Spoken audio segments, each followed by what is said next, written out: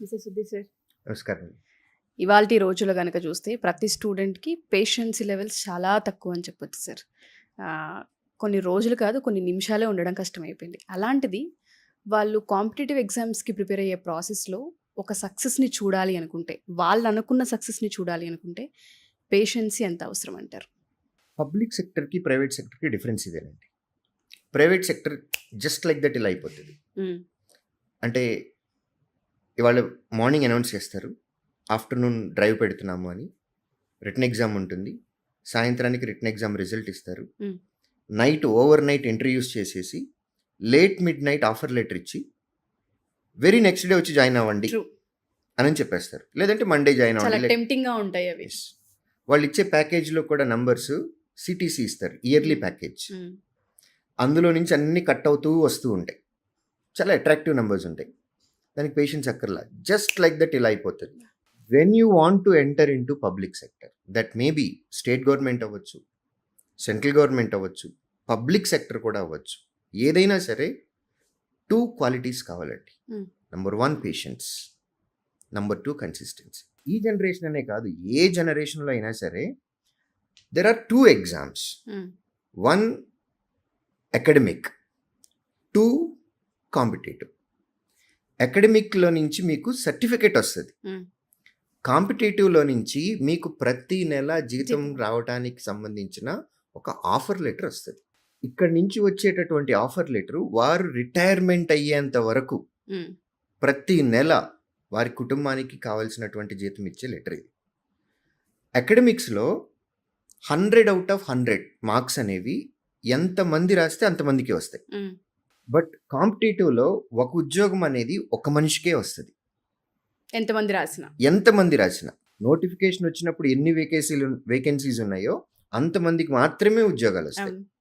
ఈ ఎగ్జాంపుల్ ఎందుకు చెప్పాను అని అంటే, ఇప్పటి వరకు సక్సెస్ అనేది చూస్తూ వచ్చారు. Right from 10th class, intermediate, graduation, ప్రతి ఎగ్జామ్, ప్రతి సెమిస్టర్ అన్ని సక్సెస్లు చూస్తూ వచ్చారు. ఫెయిల్యూర్స్ చూసిన వాళ్ళు చాలా తక్కువ మంది ఉంటారు. Maybe 2 to 3%. అది 10th అవ్వచ్చు, 10th నుంచి గ్రాడ్యుయేషన్ వరకు. But when it comes to competitive exam, out of 100% exam రాసే వాళ్ళల్లో 98% ఫెయిల్యూర్స్ ఉంటారు. 1 to 2%కి మాత్రమే ఉద్యోగాలు వస్తాయి. సో ఎగ్జాక్ట్ రివర్స్ కేసు ఇది కాంపిటేటివ్ అనేది, ఉద్యోగం తెచ్చుకోవటం అనేది. సో 98%లో ఉండటానికే స్కోప్ ఎక్కువ ఆస్పిరెంట్కి. 100 మందిలో 2 మాత్రమే ఉద్యోగాలు వస్తున్నాయి, 98 మందికి ఉద్యోగాలు రావు. సో పర్సంటేజ్ 98 ఎక్కువ ఉంది, ఫెయిల్యూర్కి పర్సంటేజే ఎక్కువ ఉంటుంది ఇక్కడ కాంపిటేటివ్ ఎగ్జామ్స్లో. కాబట్టి ఫస్ట్ టైం ఫెయిల్యూర్ చూసినప్పుడు దట్ టు కాంపిటేటివ్ ఎగ్జామ్స్, ఈ పబ్లిక్ సెక్టర్ ఎగ్జామ్స్కి ఫేజెస్ వైజ్గా ఉంటాయి. టైర్ 1, టైర్ 2 ఇంటర్వ్యూ, లేదా prelims, mains interview, CBT 1, CBT 2, CBT 3, ఇట్లా రకరకాల స్టేజ్లు ఉంటాయి. ఈ స్టేజ్లో ఎక్కడో ఒక చోట పోతుంది మనకి, దానికే ఛాన్సెస్ ఎక్కువ ఉన్నాయి. ఫస్ట్ టైం ఫెయిల్యూర్ చూసినప్పుడు డిమోటివేట్ అవ్వకూడదు. ఫెయిల్యూర్ రావటానికే ఎక్కువ పాసిబిలిటీ అనేది మైండ్లో పెట్టుకొని ప్రిపేర్ ఫర్ ద వరస్ట్. ఇది కాకపోతే నెక్స్ట్ ఇంకొక నోటిఫికేషన్కి అప్లై చేద్దాం. బట్ నెక్స్ట్ నోటిఫికేషన్కి వచ్చే లోపు మనము ఏం ఇంప్రూవ్ చేసుకోవాలి అనేది మనం మెంటల్గా ప్రిపేర్ అవ్వాలి. కాబట్టి పేషెన్స్ అనేది అట్మోస్ట్ ఇంపార్టెంట్. రెండోది, పబ్లిక్ సెక్టర్ నోటిఫికేషన్ ఏదైనా సరేనండి, ప్రాసెస్ మినిమం 8 months నుంచి 1 year వరకు పడుతుంది. ఇది కాన్స్టిట్యూషనల్ రూల్ అండి. మనకి నోటిఫికేషన్ ఇప్పుడు ఇచ్చేసేసి రేపు పొద్దున్న ఎగ్జామ్ పెడతాము అని అంటే ఒప్పుకోదు, మన రాజ్యాంగం ఒప్పుకోదు. దానికి మినిమం టైం పీరియడ్ ఉంది. ఆ నోటీస్ పీరియడ్ ఇవ్వాలి, అప్లై చేసుకోవడానికి టైం ఇవ్వాలి, ఆ తర్వాత ఫస్ట్ ఫేజ్ ఆఫ్ ఎగ్జామ్ పెట్టాలి, దాని రిజల్ట్ ఇచ్చిన తర్వాత మళ్ళీ కొన్ని రోజులు గ్యాప్ ఇవ్వాలి, తర్వాత మళ్ళీ నెక్స్ట్ స్టేజ్ ఆఫ్ ఎగ్జామ్ పెట్టాలి. సో ఇదంతా కాన్స్టిట్యూషనల్ రూల్ మనకి. ఇదంతా బెస్ట్ కేసు తొందరగా నోటిఫికేషన్ కంప్లీట్ అయిపోయింది అని అంటే 8 months లేదా 12 months వరకు పడుతుంది. అంటే మన గ్రాడ్యుయేషన్ ఎంత సీరియస్నెస్గా చదివామో ఇది కూడా అంతే సీరియస్నెస్గా చదవాలి. ఆ పేషెన్స్ అనేది ఉండాలి. ఎట్లాంటి పేషెన్స్ ఉండాలి, ఎలాంటి కన్సిస్టెన్సీ ఉండాలి అని అంటే, ఈ నోటిఫికేషన్ మనం ఫెయిల్ అయ్యాము అని అంటే నెక్స్ట్ నోటిఫికేషన్కి అప్లై చేయాలి మనము అనే స్ట్రాంగ్ మైండ్ సెట్ ఉండాలి. అంత టైము మనం నిలబడటానికి, ప్రిపేర్ అవ్వటానికి ఓపిక మనకు ఉండాలి. ఓపిక, పేషెన్స్ అనేది ఉండాలి. కన్సిస్టెన్సీ. డే 1 ప్రిపరేషన్ అప్పుడు మనకి ఒక చాలా స్ట్రాంగ్ జీల్ తోటొస్తాం. హ్మ్. ఇవాళ నేను 12 గంటలు చదివేయాలి అని. అది కన్సిస్టెంట్‌గా మెయింటైన్ చేయాలి. ఎప్పటి వరకు మెయింటైన్ చేయాలి అనంటే, మనం అనుకున్న ఈ ఆఫర్ లెటర్ ఉంది గదా! హ్మ్. ఈ ఆఫర్ లెటర్ మన మెయిల్‌కొచ్చేంత వరకు. బా! అప్పటి వరకు మనకి ఆ కన్సిస్టెన్సీ ఉండాలి.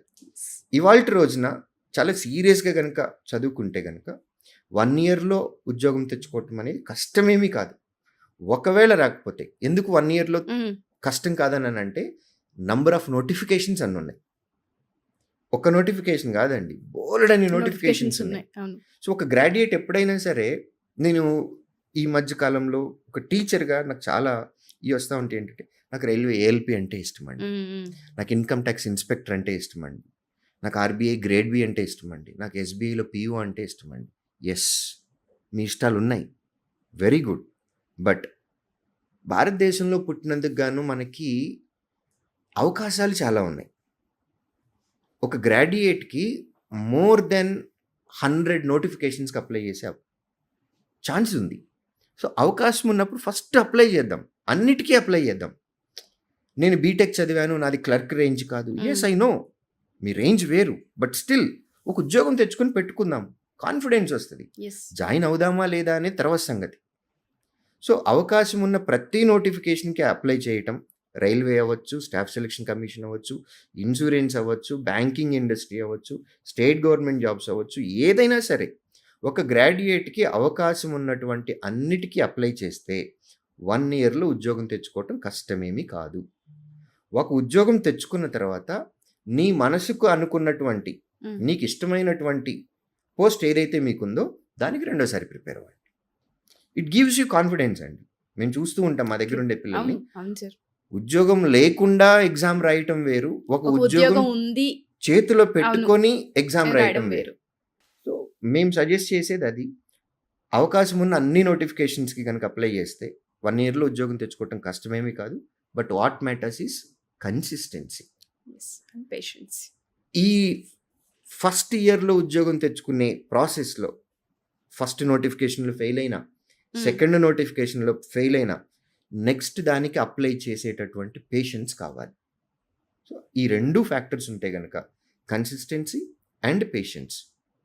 ఈ 2 క్వాలిటీస్ ఉంటే పబ్లిక్ సెక్టర్‌లోకి ఎలిజిబిలిటీ ఉంటుంది. డెఫినెట్‌గా సార్. ఎవరైతే ఈ వీడియో చూస్తూ ఉంటుంటారో కాంపిటీటివ్ ఎగ్జామ్స్‌కి ప్రిపేర్ అవుతూ ఉంటుంటారు. గవర్నమెంట్ సెక్టార్స్‌లో మేము జాబ్ చేయాలనుకుంటూ ఉంటారు. ఫస్ట్ మీ ప్రిపరేషన్ కన్నా ముందు ఈ ఎపిసోడ్ డైలీ ఒకసారి చూసే అలవాటుగా మార్చుకోండి. చాలా విషయాలు మీకు అర్థమవుతాయి. Thank you sir. Thank you so much. Thank you అండి.